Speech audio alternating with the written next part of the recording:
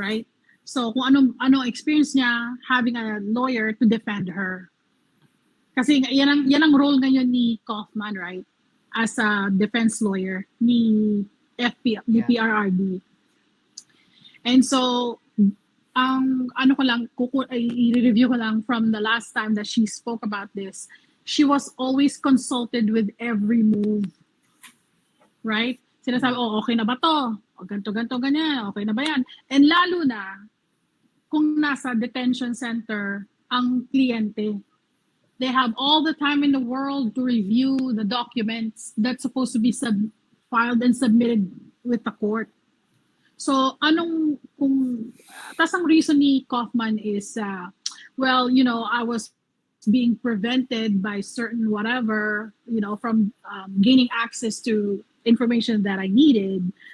And then, so ang question is, did you know that you were being prevented access to certain information prior, or did you not know? He did not say that, right? And ako naman, working for 3 litigators na very aggressive if they are either for the plaintiff or for the defendant or whatever. They're very aggressive and they will exhaust all remedies. Hindi yung ganyan na okay, so 50 days later, motion to dismiss based on lack of jurisdiction. It doesn't work like that. Kasi there's no sense of urgency. Why would a person be illegally detained, kidnapped from his own country, flown to another country, no passport, no visa, that country accepted that person? Yan ang sinasabi ni Harry Roque. And tapos, and then 50 days.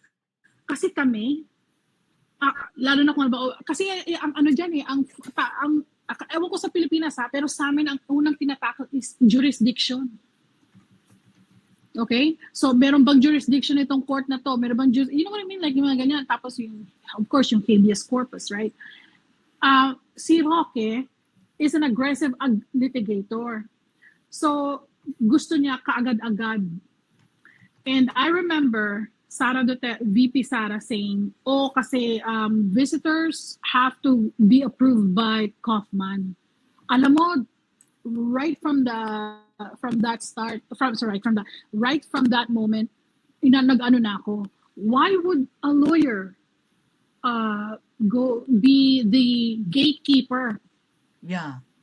Why gatekeep? Right? So it's unheard of for me. Kasi, like, if I'm going to, say for example, if a family member of one of our clients wants to visit them at kasi iba sa amin ang prison and iba ang jail, right? Prison is, when you're given 15 years, like with conviction. Jail is temporary detention. So whether jail or prison, a family member can visit you at will, right? And especially for a country like Netherlands, where they're big on human rights, they should, they should be lenient, far more lenient than Canada. And Canada is already lenient. And hindi makabisita, like, ano ba yan? Yung kinakailangan pa ng approval ni Kaufman. Ang natatanggap namin, okay, is list of visitors na who saw our client in detention. Yun lang ang natatanggap namin. But my bosses does not have the say, okay, who can visit you. Yeah, but wait. But do we know that kaya hindi nakaka-visit si Hanelit is because of Kaufman's orders, or these are just speculations? Ako? My speculation, of course. Okay. Because decision ng ng ICC. Hanelit is from the outside. But we don't know. Baka decision ng ICC yan. Ano sabi ni Alvin? No. It's not decision. It's not gonna be the decision of the court.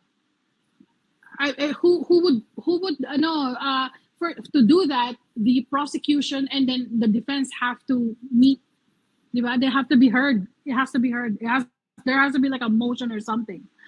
And hindi ka like, it's really strange to me na hindi po pwedeng bumisita si Hanelet. And my speculation is Hanelet is from the outside.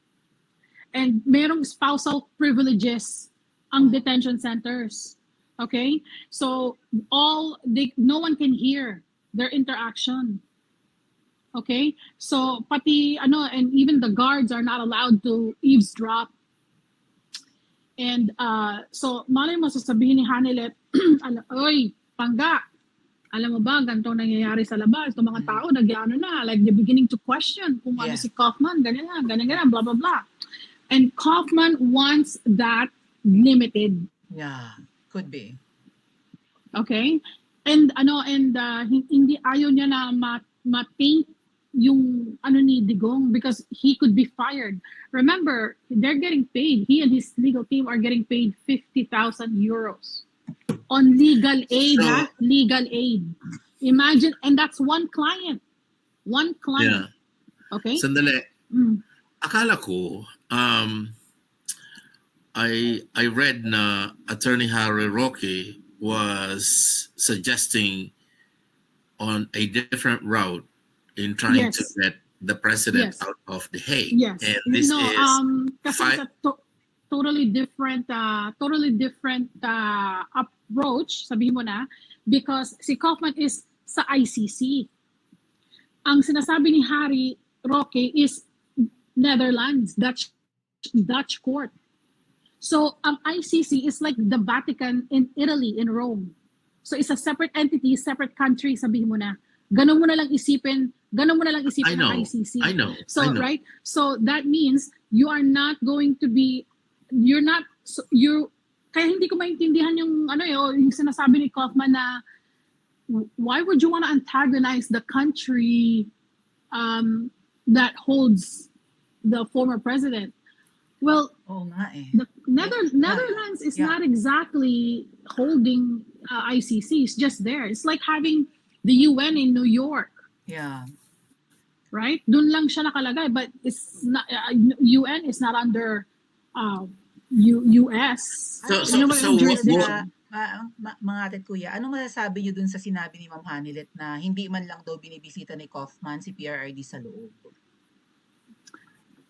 You see, that's also very sus. That's very suspicious na hindi siya. And you know what Kaufman said? That's not true. Para like in a nutshell, he said that's not true. He's been visited whenever. Pero kinounter nga ni Kaufman that it's not true. Na we see him as per needed basis. You have something like to that effect. I'm paraphrasing, pero parang ganun ang pagkakasabi ni Kaufman, like of course we see him. He's in good spirits. Ganun. So right? am I hearing from? Wait, I have a question. So am I hearing from you with that Mr. Kaufman has a much better strategy of getting President Duterte out of The Hague instead of following the strategy of Harry? Harry, like I said, Harry Roque is a very revolutionary type of lawyer. Okay. And he's the type that will fight for his client. Yeah. If you want to win a case, you best get a lawyer like a Harry Roque. You pray that you get a lawyer like a Harry Roque na lahat ng anggulo gagamitin niya. Lahat ng remedies. I kind of agree with you. Mapalaya ka lang. Yeah, I kind of agree with you kasi di ba nag-file si Kaufman ng interim release, right? Mm-hmm. Without realizing na, or no, maybe I'm wrong with that line. Kasi di ba in the end, kulang pala yung mga documents or something? Yeah. Because he himself confirmed that, I was prevented gaining access to some information. Ganyan na magsalita ang mga lawyers para it's not gonna bite them in the ass later on. Like it's very vague. What do you mean you have no access? Like, are you saying, you know what I mean? Like very vague. So you can glean however you want with that statement. Pero the fact of the matter is he did not submit it was not complete. It was not complete. So in other Mhm. words, why did he file it in the first place? So that basically, Well, that constitutes negligence. Yeah. Negligence on his part, because kung halimbawa, because you know what's going to happen is you're going to antagonize the court. Sinabmit mo na, and then now you're gonna put it on hold, and then what? Yeah. And then so Sandali, until when basahin ko muna ito. Sabi dito, Sir Edwin, according sa interview ni VP Sara sa The Hague, ang case ni FPRRD na lang ang kaso na hawak ng ICC. The question is, bakit mabagal at ang tagal din process? Bakit hindi pinapa-urgent nitong si Attorney Kaufman ang case considering the age? And I mean, if you guys have any question on that, but let me just say something. Kasi nga, sabi ko, I wanted Maharlika in here because I wanted to ask as to whether or not, kasi di ba binibira ni Maharlika si Kaufman? And could that have contributed to the fact na parang pinagbawalan? Yes. I'm not accusing Kaufman. Maybe that could have contributed to the fact na pinagbawalan si Hanilet. Yes, absolutely. Because it's information, right? It's still information. Harry is vocalizing information that Hanilet might transport to Digong. Yeah. Via, because they can meet with each other, and there are no recordings or whatever, and there is a under spousal privilege na silang dalawa lang ang nag-uusap, right? And Kaufman has So no basically, control over it. so basically when you stop Hanilet from going into the ICC, that basically shuts down Attorney Harry Roque. Yeah. Yes. Yeah. Yes. Obviously. Right? Kasi may information si Harry Roque na, ako like this is my own speculation. Alam ni Kaufman na tama si Harry Roque. So he doesn't want this information from Harry Roque to be To reach. transmitted to Digong PRD. via Hanilet. And lagi at Okay. nagsalita na rin si PRRD sa loob, bakit nandito pa ako? Ba't ang bagal nyo? May sinabing ganyan si PRRD, bakit ang bagal ng kanyang legal team? At ito pa, sinabi ni Kaufman sa kanyang interview with the Chipmunk na 100% daw na guaranteed na mapapalabas niya si PRRD pag in-invite siya sa Manila ni Bongbong Marcos Jr. That's another thing. Alam mo ang mga amo ko, they will not go meet with sabi mo ng plaintiff si BBM without the presence of their client. For settlement or what? For whatever, like deposition, settlement, or discussion, any discussion whatsoever. Hindi makikipagkita ang mga amo ko sa kabilang panig without the presence of their client. Yeah. I mean, there's email, there's phone calls. Yes. You don't need to fly to Manila. They're not going to. Hello, can you hear me? Yeah. Okay. I think this is Alam niyo, may nag-comment sa isang post ko about that, na ang sabi niya, hindi kaya itong si Kaufman ay narinig niya yung mga privileges ng mga representative ng ICC na pumunta sa Pilipinas prior sa pagpapakidnap kay Tatay Digong. Di ba, nag-blind item na dyan si Miss Maharlika, pinakita na niyo yung mga representative ng ICC na dumating sa Pilipinas at tumuloy sa mga mamahaling hotels, escorted pa ng mga kawani ng gobyerno or whatever, may mga meeting sa Midas Hotel, ganyan.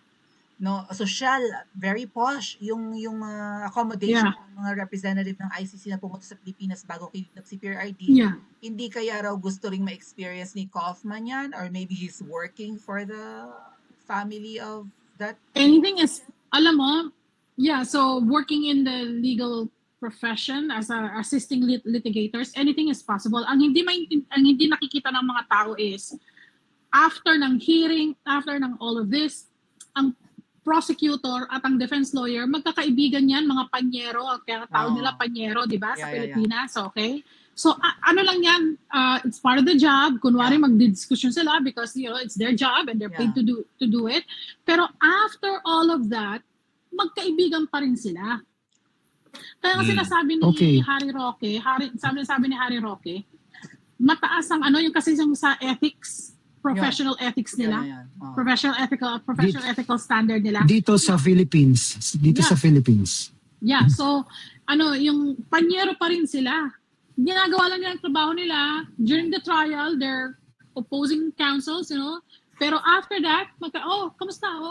Okay, ganito. Yung ganun. Trabaho Seriously. Kate Maui. Ang mga amo ko, nakikipag-golf sa prosecutor. Yes, let me just call to mind. Let us call to mind what Attorney Kaufman said in May this year, in a media interview, and this was reported by the Daily Tribune, sinabi niya that the real prosecutor in this case is actually in Manila, sitting in his palace. He's the person who threw President Duterte over here to The Hague, Kaufman said. Yeah. So he is the person who used the office of the prosecutor as a tool in his political campaign. So bakit ka makikipag-usap? Exactly. It's smacking of conflict of interest. Yeah. You don't do that without the presence of your client, and you don't do that. You don't make deals without your client. Yeah. Ang di ko lang naiintindihan is ano ba yung strategy ng family, no? Kung ano ba, makikita naman din siguro nila na itong si Kaufman, no? Kung sa tingin, personally kasi I don't see that sense of urgency sa kanya. Exactly. Yung kliyente naman niya hindi na bata, no? Mahigit 80 na. So ano bang strategy dito at ano ba yung mga plano ng family, especially VP Sara? Pero alam niyo yung explanation dyan, mga ate at kuya, ng nakakakilala sa mga Europeans at sa mga Caucasians is that ngayong buwan kasi ay sila, vacation mode, kaya nga gustong lumipad ng Pilipinas, gusto pang magbakasyon baka mag-Boracay at Palawan pa yung si Kaufman. Ang work mode nila is September at kapag autumn season hanggang winter na, work mode. Pero hanggat maganda pa ang panahon, gusto ng mga yan maglamyerda. At gusto nila na, di ba, on vacation mode at ayaw nila magtrabaho ng paspas. Yan siguro yung dahilan kung bakit wala nga sense of urgency itong Kaufman, hindi minamadali kahit na si Tatay Digong ay 80 anyos na. Okay, may question dito. Pupunta yan sa Siargao. Oh my God. Baka ka. Oh my God. Baka kakanta ng highway. Alam mo iskandalo sa sa Siargao. Alright, may question dito. Sandali. Nagtataka lang ako, sabi ni Cielo, bakit si VP Inday hindi niya napapansin ginagawa ni Kaufman? Nagayuman na ba si VP ni Manga? Oh my God. No, napapansin niya. For sure. Honestly. Lawyer yan Yeah. Litigator si Inday. Okay? Ang napapansin yan, kaya lang, siya like VP. Demanda ng impeachment. In her plate nanay, asawa. Yeah. She's being pulled in all directions at this time. And so inaano mo na yan, pinaprioritize niya, like which is the most urgent and most pressing and time constrained. Pero alam mo, I am now beginning to question Kaufman. Kasi I agree with this comment in here. Kasi sabi ni Mary Chris, dapat nga kinakausap ni Kaufman si Attorney Harry dahil maraming alam si Harry about PRRT.